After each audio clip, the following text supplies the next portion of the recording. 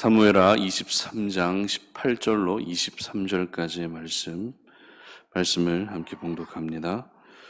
또 스루야의 아들 요압의 아우 아비세인이 그는 그 세 사람의 우두머리라. 그가 그의 창을 들어 300명을 죽이고 세 사람 중에 이름을 얻었으니 그는 세 사람 중에 가장 존귀한 자가 아니냐.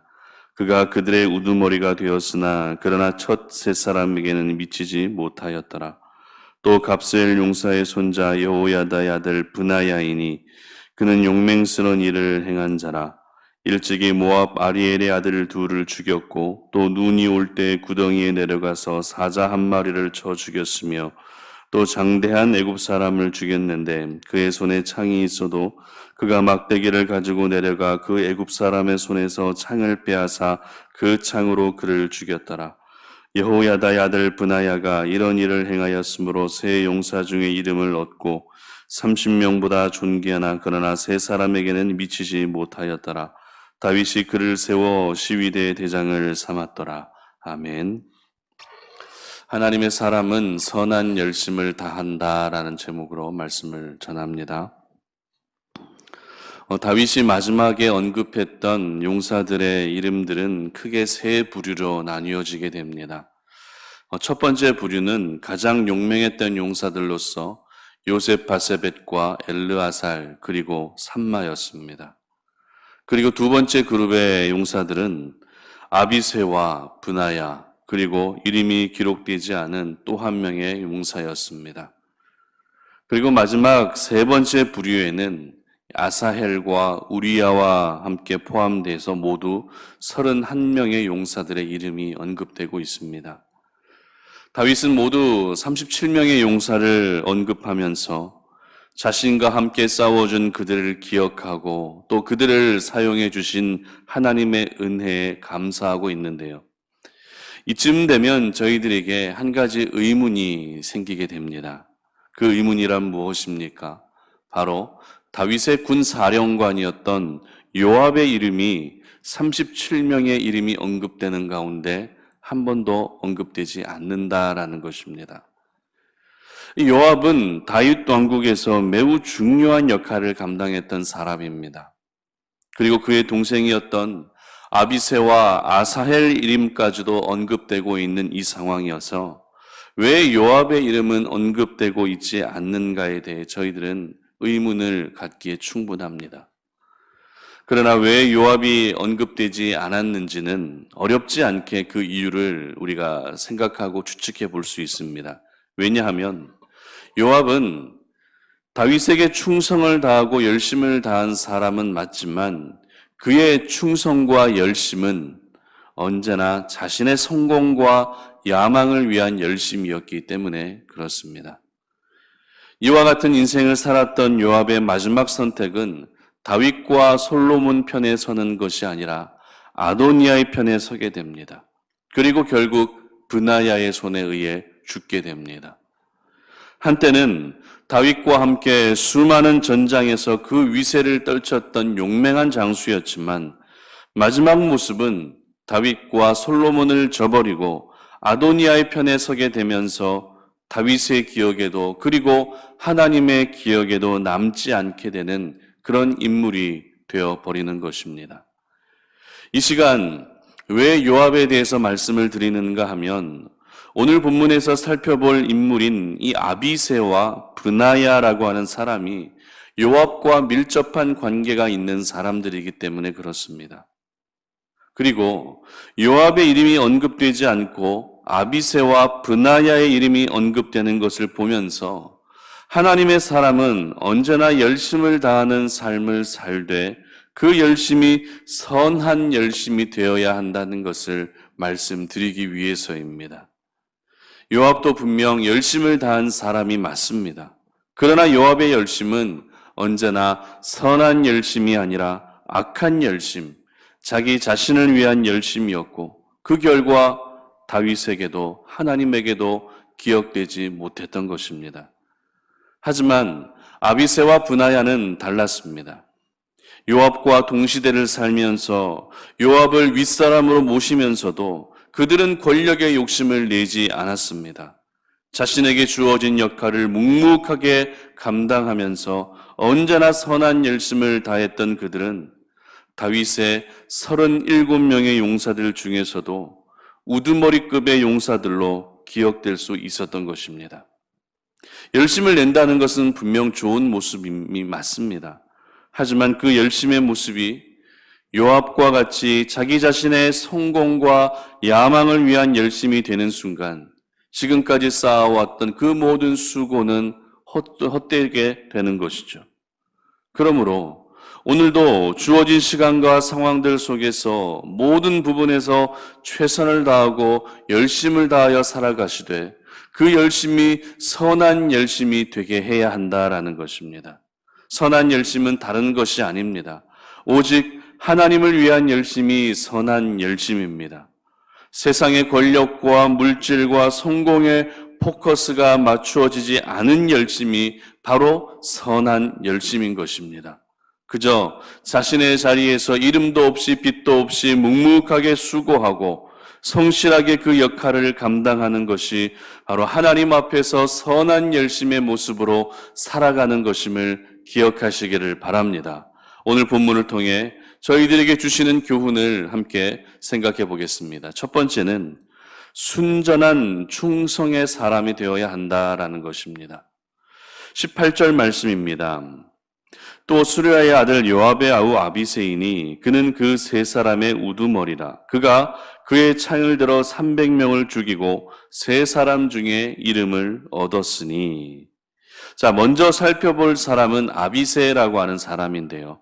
아비새는 앞서 말씀드린 것처럼 요압의 동생이었습니다.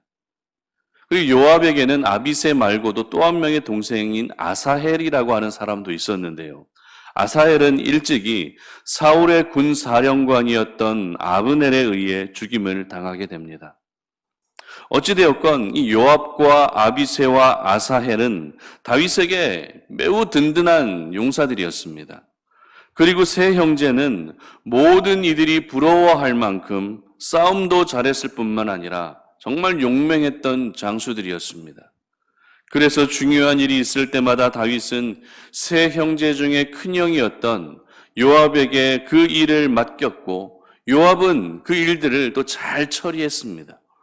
그리고 그럴 때마다 요압 옆에는 누가 있었습니까? 아비새가 형을 돕고 있었습니다. 그렇기 때문에 아비새는 요압의 그늘에 가려진 삶을 살아왔다고 해도 틀리지 않을 것입니다. 왕의 명령을 수행하는 것은 언제나 요압과 같이 감당했지만 영광과 박수를 받는 것은 누구였습니까? 아비새가 아니라 요압이었습니다. 아비새의 입장에서는 충분히 형 요압을 향해 질투가 날 수도 있는 상황입니다. 그러나 성경 그 어디에도 아비새가 질투했다는 기록은 없습니다. 요압의 그늘에 가려진 2인자로 다윗을 보필했지만 그 어디에도 아비새의 불평과 불만은 기록되어 있지 않다는 것입니다. 오히려 세바가 반역을 일으켰을 때 다윗은 아마사 다음으로 아비새에게 전권을 위임하게 됩니다. 그만큼 다윗은 자신의 통치 말년에 요압보다 아비새를 더 신임하고 있었던 것이죠. 왜일까요? 전쟁에서 쌓은 업적과 공로로 보게 되면 요압이 압도적으로 많음에도 불구하고 그리고 영향력으로 봐도 요압이 압도적인 영향력이 많은데도 불구하고 왜 다윗은 요압이 아니라 아비새를 신임했던 것일까요? 그 이유는 계속 반복되는 것이기는 하지만 요압의 충성은 온전한 충성이 아니었기 때문입니다. 하지만 아비새의 충성은 어떻습니까? 비록 나는 스포트라이트는 받지 못한다 할지라도 순전한 충성의 모습으로 다윗을 온전히 섬겼기 때문에 그렇습니다. 아비새가 이렇게 인정받기까지는 꽤 오랜 시간이 걸렸습니다. 사실 인정받기 위해서 충성을 다한 것도 아닙니다. 하지만 그의 충성은 언제나 변함없는 충성이었던 것이죠. 그 충성을 알게 되었던 다윗은 지금까지 수고해 주었던 수많은 용사들의 이름을 언급하며 그 중에 아비새는 두 번째 그룹의 세 사람 중에 우두머리였다고 그를 매우 높이 세워주고 있었던 것입니다. 충성의 마음이 변하지 않고 끝까지 가는 것은 결코 쉬운 것이 아닙니다. 왜냐하면 자신이 섬겼던 그 주인의 마음이 변할 수 있기 때문에 그렇습니다. 그 주인의 마음이 변할 수 있을 뿐만 아니라 주인의 성격도 변할 수 있고 그 주인의 삶이 또 변할 수도 있습니다.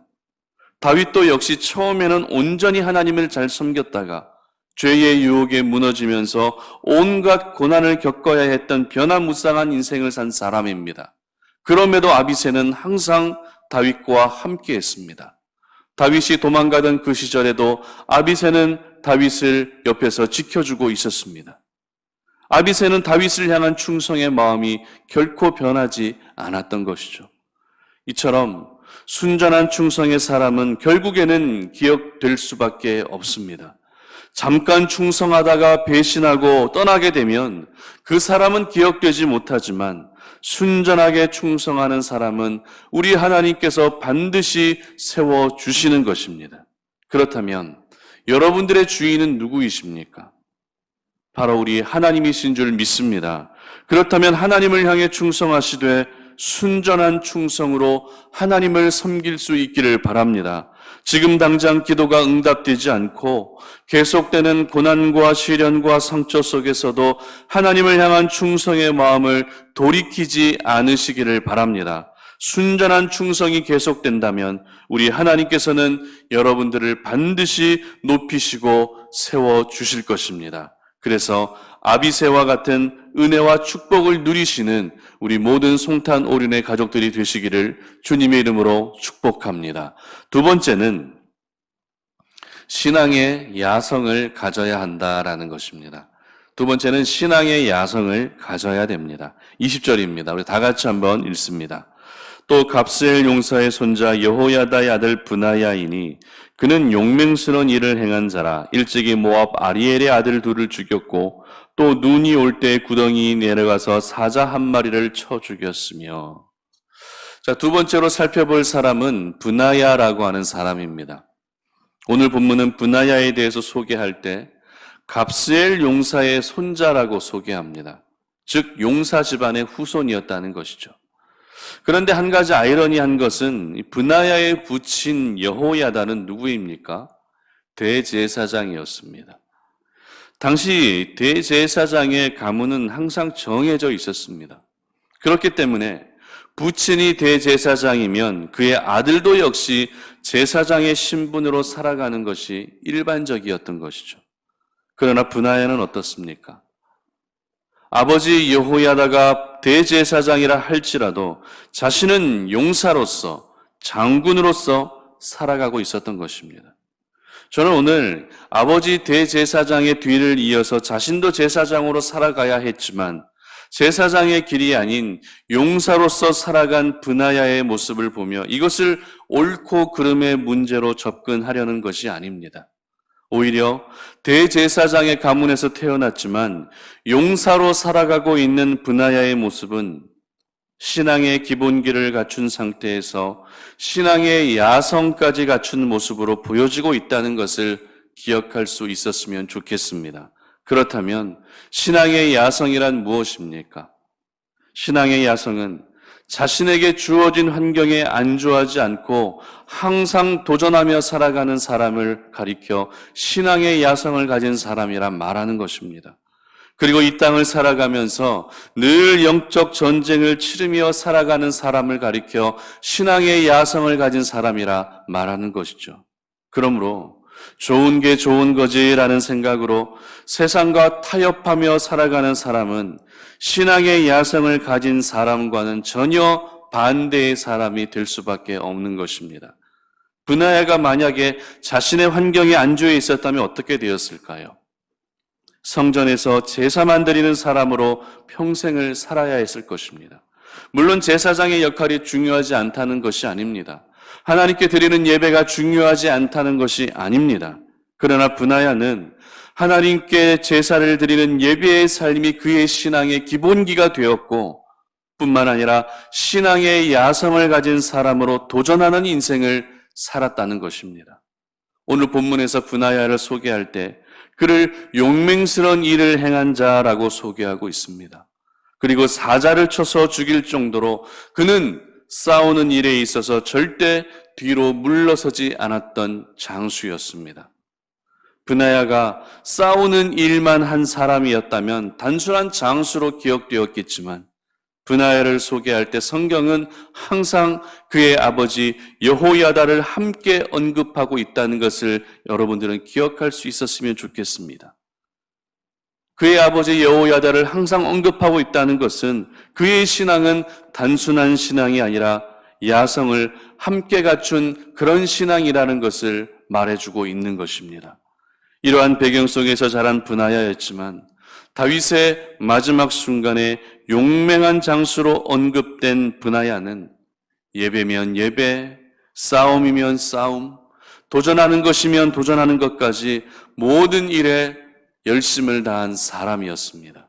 그러므로 오늘 저희들은 이 브나야의 모습을 보면서 신앙의 야성을 회복할 수 있었으면 좋겠다라고 하는 그런 생각을 하게 되었습니다. 오늘날 한국교회를 가리켜 한국교회 성도들을 가리켜 야성을 잃어버렸다라는 말들을 흔히 하곤 합니다. 분명 이 땅 가운데 복음이 처음 들어왔을 때에는 우리의 믿음의 선배들은 어떻게 살았습니까? 신앙의 야성을 가지고 그 믿음을 지키기 위해 싸우고 순교하는 일도 있었는데 오늘날 저희들은 너무 편하게만 신앙생활 하려고 하는 것은 아닌지 모르겠습니다. 야성을 잃은 신앙은 열매가 절대 보장되지 않습니다. 나무 한 그루도 열매를 얻기 위해서는 굳은 비바람과 싸워야 하고 열매를 갉아먹는 벌레와도 싸워야만 귀한 열매를 얻을 수 있는 것입니다. 마찬가지로 하나님의 사람들 역시 이 땅을 살아갈 때 어둠의 세력들과 항상 싸워야 되고 자신의 한계와도 싸워야 되는 것이죠. 그리고 환경과 상황의 제약들 가운데에서도 항상 싸워 이길 수 있어야 하는 것입니다. 결국 신앙의 야성을 가진 사람이 열매를 얻을 수 있고 우리 하나님께 기억될 수 있는 것입니다. 그러므로 우리 송탄오륜의 모든 가족들은 진리를 거스르는 이 땅의 모든 거짓과 비진리와 죄와 치열한 싸움을 벌일 수 있기를 바랍니다. 그래서 신앙의 야성을 가지고 주어진 환경 속에서 항상 최선을 다하고 열심을 다하여 살아가시는 저와 여러분들 되시기를 주님의 이름으로 축복합니다. 말씀을 맺겠습니다. 열심히 산다는 것은 분명 좋은 것입니다. 그러나 그 열심이라는 것이 누구를 위한 열심인지는 항상 스스로를 점검할 수 있어야 됩니다. 나름대로 열심히 살았던 요압이지만 그는 마지막 순간에 기억되지 못합니다. 하지만 아비새와 브나야는 기억되는 인생을 살았습니다. 이들의 차이가 무엇입니까? 단순한 열심으로 본다면 요압이 더 많은 열심을 냈습니다. 그러나 기억된 사람은 요압이 아니라 아비새와 브나야였습니다. 이들의 차이는 그들이 내었던 열심이 바로 자신을 위한 열심이었는지 아니면 주인을 위한 열심이었는지의 차이에 있었습니다. 이것을 저는 오늘 선한 열심이다라고 하는 말씀으로 오늘 여러분들에게 말씀을 드렸습니다. 저와 여러분의 주인은 우리 하나님이십니다. 그렇다면 우리 하나님을 위해 오늘도 선한 열심으로 살아갈 수 있기를 바랍니다. 그래서 순전한 충성의 사람이 되시고 신앙의 야성을 가진 사람들이 되셔서 우리 하나님께 영원히 기억될 수 있기를 바랍니다. 여러분들이 하고 있는 일들이 어떤 일들이든지 그 모든 일들이 나 자신을 위한 열심이 아니라 하나님만을 위한 열심이 될 때 하나님 앞에 영원히 기억될 수 있음을 기억하시고 우리 송탄오륜의 모든 가족들이 항상 우리 하나님께 기억되는 인생을 살아가시기를 주님의 이름으로 축복합니다. 기도하겠습니다. 하나님 아버지 감사합니다. 오늘 이 아침에 우리가 주의 말씀을 통해 오늘 저희들에게 주시는 하나님의 말씀을 받습니다. 우리가 이 땅을 살아갈 때 오늘도 열심을 다하며 살아가야 한다는 것을 깨닫게 됩니다. 그러나 그 열심이 누구를 위한 열심인지를 항상 돌아보고 점검할 수 있는 저희들 되게 하여 주시옵소서. 많은 사람들이 열심히 살아가되 그 열심이 자기 자신을 위한 열심으로 살아갈 때가 얼마나 많은지 모릅니다. 자기 만족을 위해서 열심을 내고 자기 의를 위해서 열심을 내고 자신이 사람들에게 박수와 인정을 받기 위해 열심을 내며 살아가려고 하는 사람들이 얼마나 많습니까? 그러나 오늘 다윗이 기억하고 하나님이 기억했던 사람은 자신을 위한 열심으로 살아가는 사람이 아니라 주인을 위한 열심으로 살아가는 아비새와 브나야였음을 기억합니다. 저희들 모두가 요압과 같은 인생을 살아가지 아니하게 하시고 아비새와 그리고 브나야와 같은 인생을 살아가는 저희들 되게 하여 주시옵소서. 그래서 하나님 앞에 충성을 다하되 선한 충성의 모습으로 나아가게 하시고 신앙의 기본기뿐만 아니라 신앙의 야성까지 갖춘 하나님의 사람들이 되게 하셔서 주어진 환경에 안주하지 아니하고 항상 하나님의 나라를 위해서 선한 일들을 도모하며 도전할 수 있는 저희들을 되게 하여 주시옵소서. 감사드리며 예수님의 이름으로 기도드립니다. 아멘.